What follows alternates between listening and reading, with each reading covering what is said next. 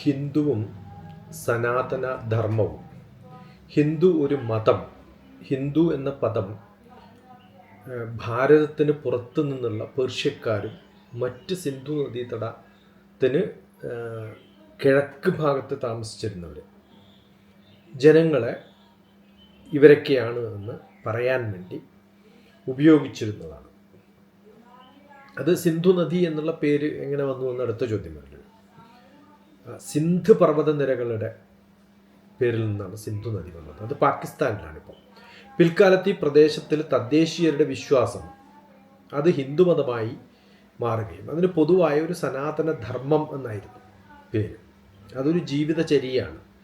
ഈ വാക്കിൻ്റെ ഭൂമിശാസ്ത്രപരമായ അർത്ഥം ആയി മാറി മതപരമായി നിലനിൽക്കുകയാണ് പിന്നീടുണ്ടായത്.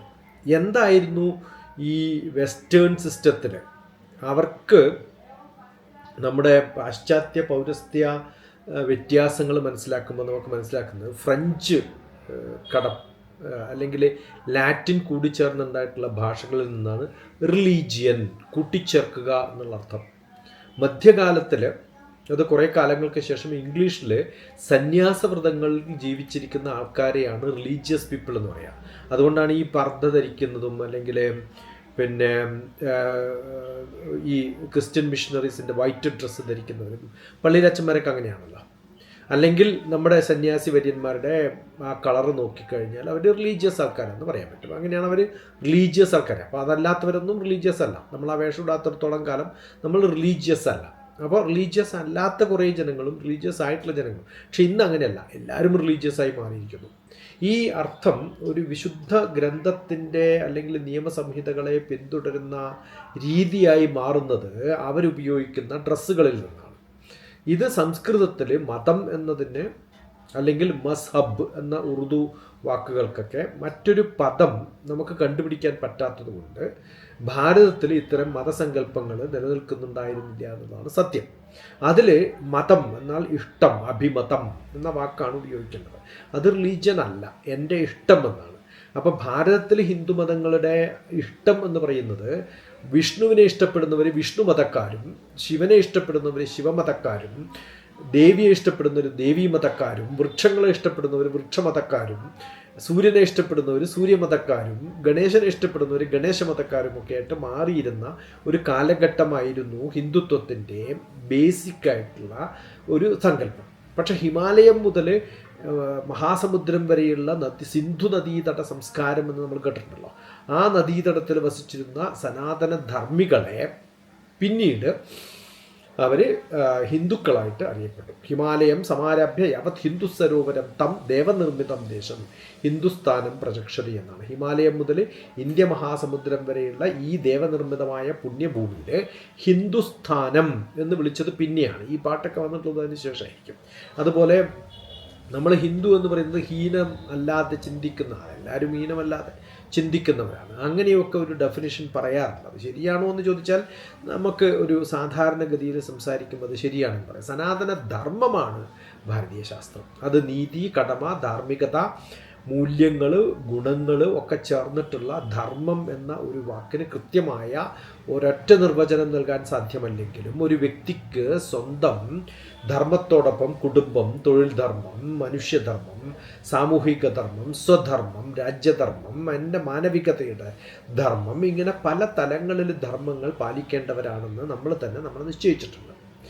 ഇത് നമ്മൾ പലപ്പോഴും സംഘർഷങ്ങൾക്ക് വഴി തെളിയിക്കുന്ന തരത്തിൽ മാറിയിട്ടുള്ളത് ഈ ധർമ്മങ്ങൾ തമ്മിലുള്ള ഒരു സങ്കലനം നടക്കാത്തത് കൊണ്ടാണ്. ആ വ്യക്തിപരമായ താല്പര്യങ്ങളെക്കാൾ ആഗോളപരമായ താല്പര്യങ്ങൾക്കും ഗുണങ്ങൾക്കും മുൻഗണന നൽകുന്ന ഒരു ജനവിഭാഗം വ്യക്തിപരമായ താല്പര്യമുള്ളവരുമായിട്ട് സംഘട്ടനത്തിന് കാരണമാകും. ഇത് സന്തുലിതമായി നിലനിന്ന് പോകേണ്ട ഒരു ധാർമ്മിക നിഷ്ഠയാണ് എന്ന് വ്യക്തികൾ മനസ്സിലാക്കാത്തതാണ് ഈ പ്രശ്നങ്ങൾക്ക് കാരണം. സനാതനധർമ്മം നിശ്ചിതമായ സമയക്രമങ്ങൾക്കോ ആചാരങ്ങൾക്കോ അപ്പുറം തലമുറകളായി കൈമാറ്റം ചെയ്തുകൊണ്ടിരുന്നതാണ്. പക്ഷെ ഇന്ന് 6000 വർഷം 8000 വർഷം എന്നൊക്കെ ഡിഫൈൻ ചെയ്തത് ബ്രിട്ടീഷുകാരുടെ അല്ലെങ്കിൽ വെസ്റ്റേണേഴ്സിൻ്റെ, പാശ്ചാത്യരുടെ ഒരു സ്കെയിലിൽ ഇവരെ ബാക്കി ഹിസ്റ്ററി അറിയപ്പെടുന്നതും ക്രമീകരിക്കപ്പെട്ട് നമ്മുടെ ഭാരതീയ ശാസ്ത്രം ദശലക്ഷക്കണക്കിന് വർഷങ്ങൾക്ക് മുമ്പുള്ളതിനൊക്കെ 1000 വർഷങ്ങളിലേക്ക് ചുരുക്കിപ്പെട്ടു അല്ലെങ്കിൽ ചുരുക്കി കാണിച്ചു എന്നുള്ളതാണ് ഈ ഡോക്യുമെൻറ്റേഷൻ്റെ ഒരു വ്യാകുലത അല്ലെങ്കിൽ ഒരു വൈകല്യം എന്ന് പറയുന്നത്. ഇതിൽ തത്വങ്ങൾ ആധുനികമായി കാണുന്നുണ്ടെങ്കിലും സനാതനമായ കാലത്തുണ്ടായിരുന്ന പുതിയ തലമുറകൾക്കും ഉപയോഗിക്കാൻ പറ്റുന്ന നിത്യനൂതനവും പുരാതനവുമായ ചിരപുരാതനവുമായ രണ്ട് കാര്യങ്ങളും ചേർന്നിട്ടുള്ളതിനെയാണ് നമ്മൾ സനാതനം എന്ന് വിളിക്കുന്നത്. നമ്മൾ സനാതനം എന്താണെന്ന് ചോദിച്ചാൽ നിത്യനൂതനവും ചിരപുരാതനവുമായ ഭാരതീയ സങ്കല്പങ്ങളുടെ ഒരു ജനജീവിതത്തിൻ്റെ ധാർമ്മികമായ ഒരു എഴുതപ്പെടാത്ത അലിഖിതമായിട്ടുള്ള കാലങ്ങളും ദേശങ്ങളും അനുസരിച്ച് മാറിക്കൊണ്ടിരിക്കുന്ന ഒരു ജീവിതചര്യയാണെന്ന് നമുക്ക് പറയാം. ആഗോളവൽക്കരണത്തിൻ്റെയും സമ്മിശ്ര സംസ്കാരങ്ങളുടെയും ഈ കാലഘട്ടത്തിൽ ഭാരതീയർ എന്ന നിലയിൽ നമുക്ക് ലോകത്തിന് നൽകാൻ സാധിക്കുന്നത് ഈ സനാതന ധർമ്മത്തിൻ്റെ മൂല്യങ്ങളാണ്, ധർമ്മങ്ങളാണെന്ന് നമ്മൾ മനസ്സിലാക്കുമ്പോൾ, നമ്മൾ അതിനെക്കുറിച്ച് പഠിക്കാൻ തയ്യാറാകുമ്പോൾ സന്തോഷത്തിൻ്റെയും മോക്ഷത്തിൻ്റെയും മുക്തിയുടെയും മാറ്റങ്ങളുടെയും പെരുമാറ്റച്ചട്ടങ്ങളുടെയും ഇടയിലൊക്കെ നമുക്ക് സങ്കല്പങ്ങളുടെയും മോഡേണൈസേഷൻ്റെയും സാമൂഹിക ആത്മീയത അല്ലെങ്കിൽ സ്പിരിച്വാലിറ്റി അല്ലെങ്കിൽ ഇതിൻ്റെയൊക്കെ ഒരു സന്തുലിതമായിട്ടുള്ള ഒരു ചർച്ചയിലൂടെ മുന്നോട്ട് കൊണ്ടുപോകാൻ പറ്റുന്ന ഒരു വസുദൈവ കുടുംബകം എന്ന കൺസെപ്റ്റ് ലോകത്തിന് പറഞ്ഞു കൊടുക്കാൻ പറ്റുന്ന മനുഷ്യന്മാരായി നമുക്ക് മാറാൻ സാധിക്കണം. ഇതാണ് നമ്മൾ ചെയ്യേണ്ടുന്ന. ലോകം ഒരു കുടുംബമാണെന്ന് നമ്മൾ പറയുമ്പോൾ ആ കുടുംബത്തിലേക്ക് ജനങ്ങളെ ആകർഷിക്കാൻ സാധിക്കുന്ന ഒരു ഗംഭീരമായിട്ടുള്ള ചിന്ത ഉണ്ടായിരുന്ന ജനതയുടെ ഭാഗമാണെന്നുള്ള ഒരു അഹങ്കാരം, ഒരു അഹന്ത, ഒരു ചിന്ത നമ്മളിലുണ്ടായാൽ തത്വപരമായ പ്രപഞ്ചത്തെ മുഴുവൻ സ്നേഹിക്കുവാൻ സാധിക്കുന്ന സനാതന ധർമ്മികളെ നമുക്ക് പഠിപ്പിക്കാൻ സാധിക്കും. അതാവണം നമ്മുടെ ലക്ഷ്യം. അതുണ്ടാവട്ടെ എന്നാണ് ഹിന്ദുത്വത്തെക്കുറിച്ചും സനാതന ധർമ്മത്തെക്കുറിച്ചും ഭാരതത്തെക്കുറിച്ചും ചിന്തിക്കുമ്പോൾ എനിക്കിപ്പോൾ പറയാൻ തോന്നുന്നത്. നന്ദി, നമസ്കാരം.